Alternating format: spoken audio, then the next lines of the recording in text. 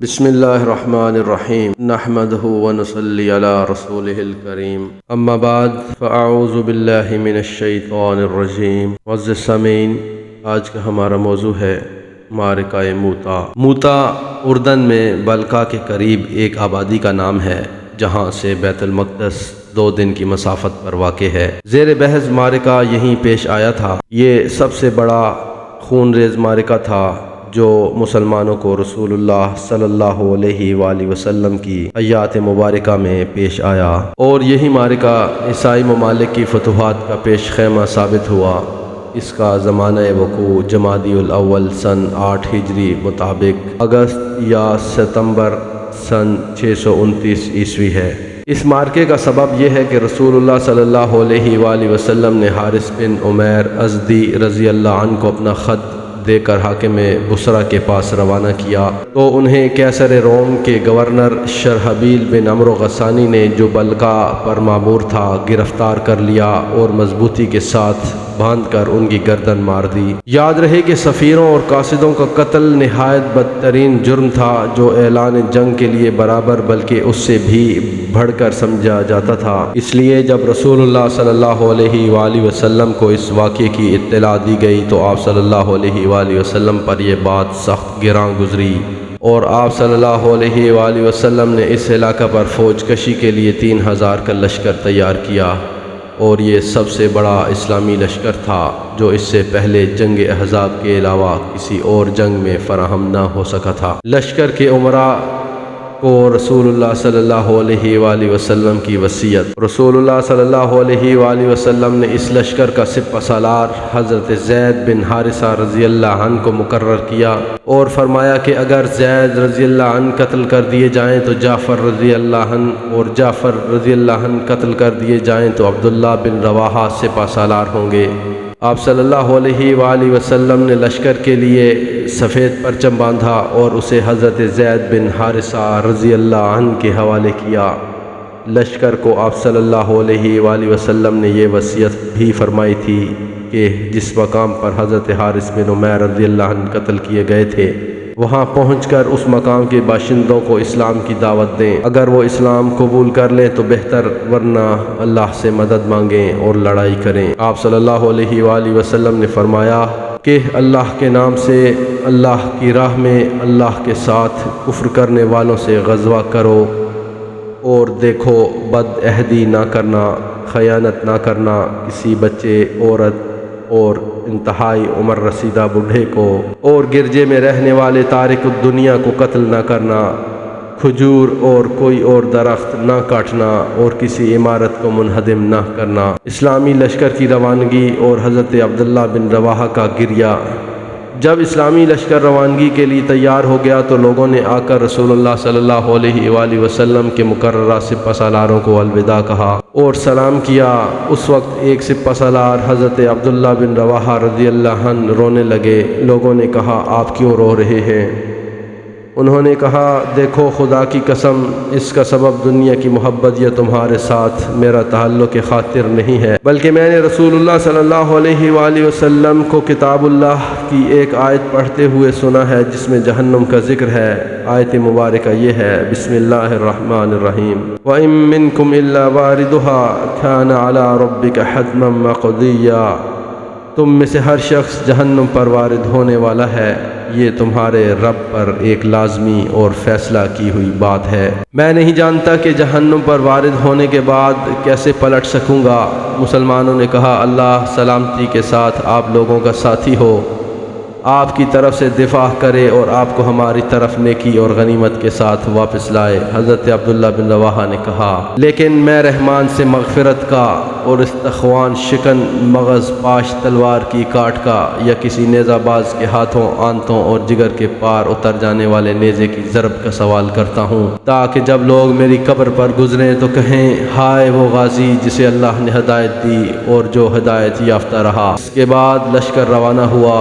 رسول اللہ صلی اللہ علیہ وآلہ وسلم اس کی مشائیت کرتے ہوئے ثنیۃ الوداع تک تشریف لے گئے اور وہیں سے الوداع کہا۔ اسلامی لشکر کی پیش رفت اور خوفناک ناگہانی حالت سے سابقہ اسلامی لشکر شمال کی طرف بڑھتا ہوا معان پہنچا۔ یہ مقام شمالی حجاز سے متصل شامی علاقے میں واقع ہے۔ یہاں لشکر نے پڑاؤ ڈالا اور یہیں جاسوسوں نے اطلاع پہنچائی کہ ہرقل قیصر روم بلقا کے علاقے میں مآب کے مقام پر 1,00,000 رومیوں کا لشکر لے کر خیمہ زن ہے، اور اس کے جھنڈے تلے لخم و جزام، بلقین و بحرہ اور بلی قبائل عرب کے مزید 1,00,000 افراد بھی جمع ہو گئے ہیں۔ معان میں مجلس شورا۔ مسلمانوں کے حساب میں سرے سے یہ بات تھی ہی نہیں کہ انہیں کسی ایسے لشکر جرار سے سابقہ پیش آئے گا جس سے وہ اس دور دراز سرزمین میں ایک دم اچانک دوچار ہو گئے تھے۔ اب ان کے سامنے سوال یہ تھا کہ آیا 3,000 کا ذرا جتنا لشکر 2,00,000 کے ٹھاٹھیں مارتے ہوئے سمندر سے ٹکرا جائے یا کیا کرے؟ مسلمان حیران تھے اور اسی حیرانی میں معان کے اندر 2 راتیں غور اور مشورہ کرتے ہوئے گزار دیں۔ کچھ لوگوں کا خیال تھا کہ ہم رسول اللہ صلی اللہ علیہ وآلہ وسلم کو لکھ کر دشمن کی تعداد کی اطلاع دیں، اس کے بعد یا تو آپ کی طرف سے مزید کمک ملے گی یا کوئی اور حکم ملے گا اور اس کی تعمیل کی جائے گی۔ لیکن حضرت عبداللہ بن رواحہ رضی اللہ عنہ نے اس رائے کی مخالفت کی اور یہ کہہ کر لوگوں کو گرما دیا کہ لوگوں، خدا کی قسم جس چیز سے آپ کترا رہے ہیں یہ تو وہی شہادت ہے جس کی طلب میں آپ نکلے ہیں۔ یاد رہے دشمن سے ہماری لڑائی تعداد، قوت اور کثرت کے بل پر نہیں ہے، بلکہ ہم محض اس دین کے بل پر لڑتے ہیں جس سے اللہ نے ہمیں مشرف کیا ہے۔ اس لیے چلیے آگے بڑھیے، ہمیں 2 بھلائیوں میں سے ایک بھلائی حاصل ہو کر رہے گی، یا تو ہم غالب آ جائیں گے یا شہادت سے سرفراز ہوں گے۔ بالآخر حضرت عبداللہ بن رواحہ رضی اللہ عنہ کی پیش کی ہوئی بات طے پا گئی۔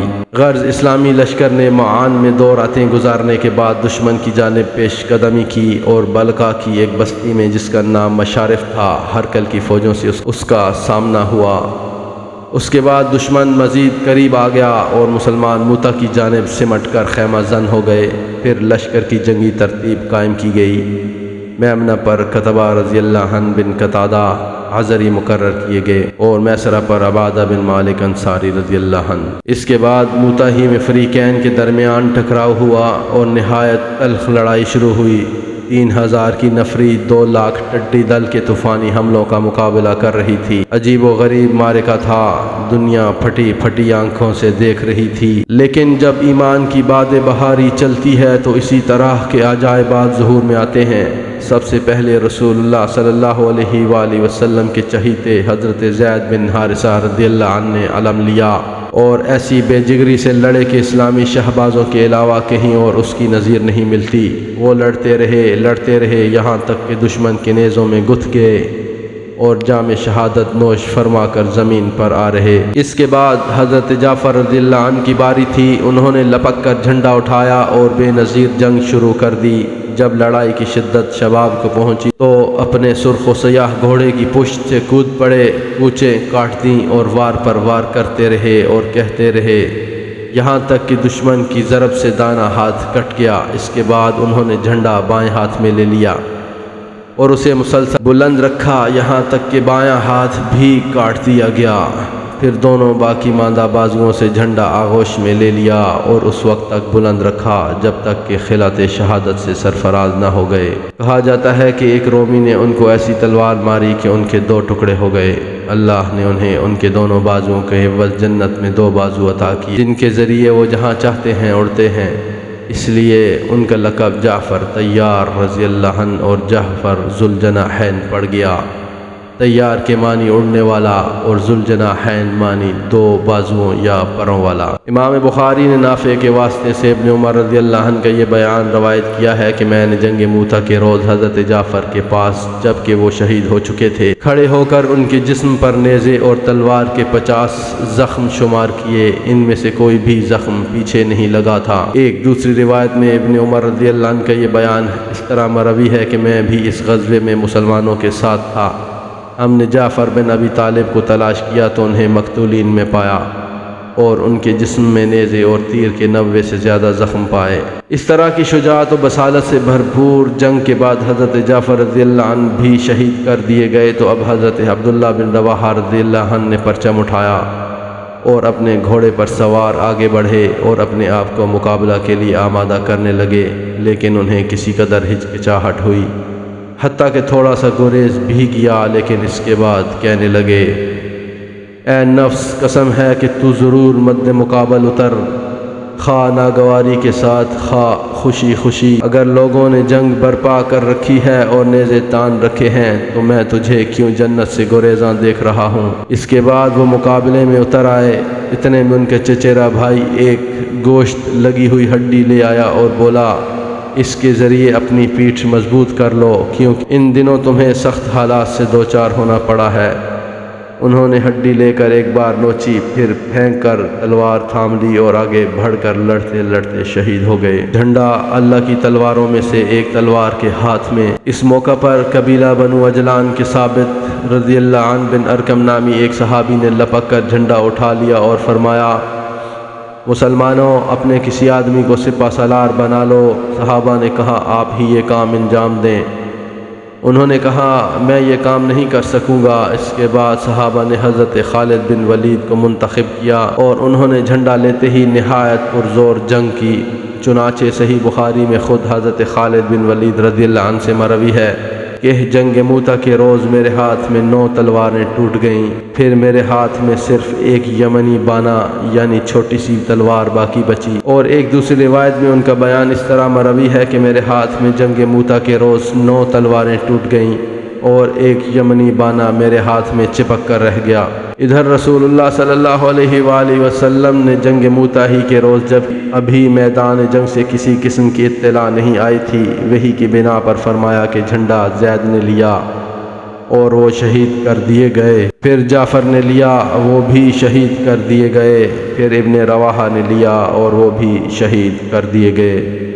اس دوران آپ صلی اللہ علیہ وآلہ وسلم کی آنکھیں اشک بار تھیں، یہاں تک کہ جھنڈا اللہ کی تلواروں میں سے ایک تلوار نے لیا اور ایسی جنگ لڑی کہ اللہ نے ان پر فتح عطا کی۔ خاتمہ جنگ۔ انتہائی شجاعت و بصالت اور زبردست جاں بازی و جاں سپاری کے باوجود یہ بات انتہائی تعجب انگیز تھی کہ مسلمانوں کا یہ چھوٹا سا لشکر رومیوں کے اس لشکر جرار کی طوفانی لہروں کے سامنے ڈٹا رہ جائے۔ لہذا اس نازک مرحلے میں حضرت خالد بن ولید رضی اللہ عنہ نے مسلمانوں کو اس گرداب سے نکالنے کے لیے، جس میں وہ خود کود پڑے تھے، اپنی مہارت اور کمال ہنرمندی کا مظاہرہ کیا۔ روایات میں بڑا اختلاف ہے کہ اس معرکے کا آخری انجام کیا ہوا۔ تمام روایات پر نظر ڈالنے سے صورتحال یہ معلوم ہوتی ہے کہ جنگ کے پہلے روز حضرت خالد بن ولید دن بھر رومیوں کے مد مقابل ڈٹے رہے، لیکن وہ ایک ایسی جنگی چال کی ضرورت محسوس کر رہے تھے جس کے ذریعے رومیوں کو مرعوب کر کے اتنی کامیابی کے ساتھ مسلمانوں کو پیچھے ہٹا لیں کہ رومیوں کو تعاقب کی ہمت نہ ہو، کیونکہ وہ جانتے تھے کہ اگر مسلمان بھاگ کھڑے ہوئے اور رومیوں نے تعاقب شروع کر دیا تو مسلمان کو ان کے پنجے سے بچانا سخت مشکل ہوگا۔ چنانچہ جب دوسرے دن صبح ہوئی تو انہوں نے لشکر کی ہیئت اور وضع تبدیل کر دی اور اس کی ایک نئی ترتیب قائم کی۔ مقدمہ یعنی اگلی لائن کو ساکا یعنی پچھلی لائن اور ساکا کو مقدمہ کی جگہ رکھ دیا اور میمنہ کو میسرہ اور میسرہ کو میمنہ سے بدل دیا۔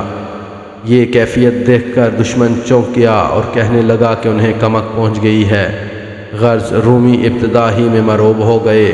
ادھر جب دونوں لشکروں کا آمنا سامنا ہوا اور کچھ دیر تک جھڑپ ہو چکی تو حضرت خالد رضی اللہ عنہ نے اپنے لشکر کا نظام محفوظ رکھتے ہوئے مسلمانوں کو تھوڑا تھوڑا پیچھے ہٹانا شروع کیا، لیکن رومیوں نے اس خوف سے ان کا پیچھا نہ کیا کہ مسلمان دھوکہ دے رہے ہیں اور کوئی چال چل کر انہیں صحرا کی پہنائیوں میں پھینک دینا چاہتے ہیں۔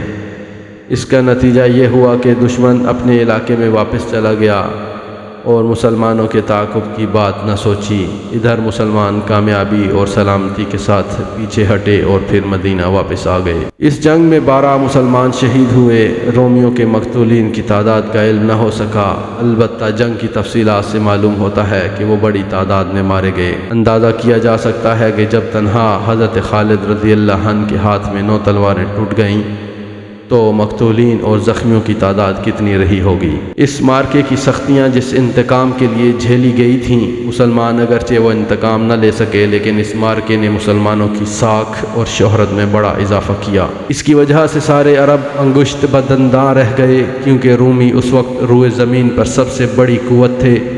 عرب سمجھتے تھے کہ ان سے ٹکرانا خودکشی کے مترادف ہے، اس لیے 3000 کی ذرا جتنی نفری کا 2 لاکھ کے بھاری بھرکم لشکر سے ٹکرا کر کوئی قابل ذکر نقصان اٹھائے بغیر واپس آ جانا عجوبہ روزگار سے کم نہ تھا، اور اس سے یہ حقیقت بڑی پختگی کے ساتھ ثابت ہوتی تھی کہ عرب اب تک جس قسم کے لوگوں سے واقف اور آشنا تھے، مسلمان ان سے الگ تھلگ ایک دوسری ہی طرز کے لوگ ہیں۔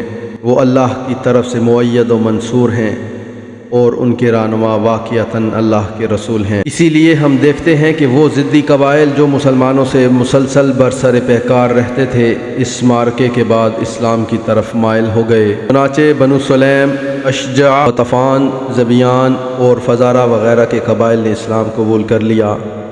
یہی مارکہ ہے جس سے رومیوں کے ساتھ خون ریز ٹکر شروع ہوئی، جو آگے چل کر رومی ممالک کی فتوحات اور دور دراز علاقوں پر مسلمانوں کے اقتدار کا پیش خیمہ ثابت ہوئی۔